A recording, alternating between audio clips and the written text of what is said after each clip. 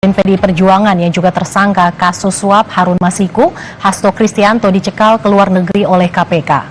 Pencekalan Hasto Kristianto dikeluarkan usai KPK menetapkan Hasto sebagai tersangka kasus suap dan perintangan penyidikan perkara yang menjerat Harun Masiku. Selain Hasto, KPK juga mencekal politisi senior PDI Perjuangan, Yasona Lawli. Keduanya dilarang bepergian ke luar negeri selama 6 bulan. Pemberantasan Korupsi telah mengeluarkan surat keputusan nomor 1757 tahun 2024 tentang larangan bepergian ke luar negeri terhadap 2 orang warga negara Indonesia, yaitu YHL dan HK. Larangan bepergian ke luar negeri ini terkait penyidikan dugaan tindak pidana korupsi, pemberian hadiah atau janji terkait penetapan anggota DPR RI terpilih 2019 sampai dengan 2024. Tindakan larangan bepergian ke luar negeri tersebut dilakukan oleh penyidik karena keberadaan yang bersangkutan di wilayah Indonesia dibutuhkan dalam rangka proses penyidikan. Ketua Umum PDI Perjuangan Megawati Soekarno Putri pernah berjanji akan langsung turun tangan jika sekjennya Hasto Kristianto ditangkap KPK. Meski demikian, Ketua DPP PDIP Roni Talapesi menjelaskan PDIP dan Hasto akan bersikap kooperatif dan menghormati proses hukum.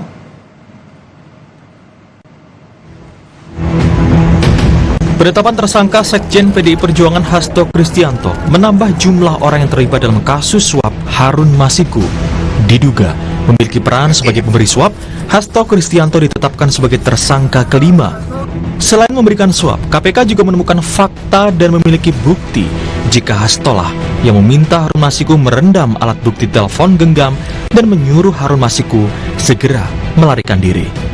Bahwa pada tanggal 8 Januari 2020 pada saat proses tangkap tangan oleh KPK, Saudara HK memerintahkan salah satu pegawainya di Jalan Sultan Syahrir yang biasa digunakan sebagai kantor untuk menelpon kepada HM dan memerintahkan supaya merendam HP dalam air dan segera melarikan diri.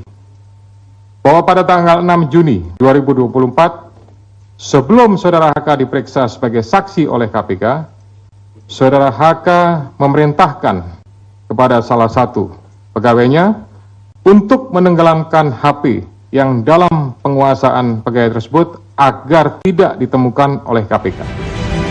PDI pun bereaksi atas penetapan sekjen mereka sebagai tersangka di KPK. Ketua Umum PDI Perjuangan Megawati menyebut akan mendatangi penegak hukum jika sekjennya ditangkap. Megawati menyatakan sebagai Ketua Umum PDIP, ia bertanggung jawab atas sekjennya. Meski demikian, Ketua DPP PDIP Roni Talapesi menjelaskan PDIP dan Hasto akan bersikap kooperatif dan menghormati proses hukum. Kira-kira kamu mau ditangkap nih, siapa namanya? Untuk Harun Masiku. Itu tahun 2019. Coba ayo ahli hukum, berani hitung berapa semuanya yang ditahan. Siapa nih? Sampai tahun segini nih, ayo. Kan semuanya diblok. So, what do you do? Gak ada yang berani, nggak berani. Saya bilang, kalau Hasto itu ditangkap, saya datang. Ya, saya nggak bohong. Kenapa? Saya Ketua Umum, bertanggung jawab kepada warga saya. Dia adalah sekjen saya. PDI Perjuangan dan Sekjen DPP PDI Perjuangan telah dan akan selalu mentaati proses hukum dan bersifat kooperatif. Presiden ke-7 Republik Indonesia, Joko Widodo juga turut merespon penetapan tersangka Sekjen PDIP Hasto Kristianto. Disinggung soal namanya yang masih dikaitkan dengan kasus itu, Jokowi menjawab santai. Ia menegaskan dirinya sudah purna tugas. Jokowi meminta hormati seluruh proses hukum yang ada. Pak Hasto kan ditetapkan sebagai tersangka di KPK ya Pak, tapi nama Bapak itu masih disangkut pautkan atas tersangka ini. Hormati seluruh proses hukum yang ada. Tapi nggak apa-apa Pak, nama-namanya dicatut Pak. Masih di bawah-bawah, Pak. Nama Pak Jokowi sama keluarga masih di bawah. Ya, purna tugas pensiunan nggak tahu. Upaya hukum tengah disiapkan PDIP untuk menghadapi penetapan tersangka Hasto Kristianto oleh KPK.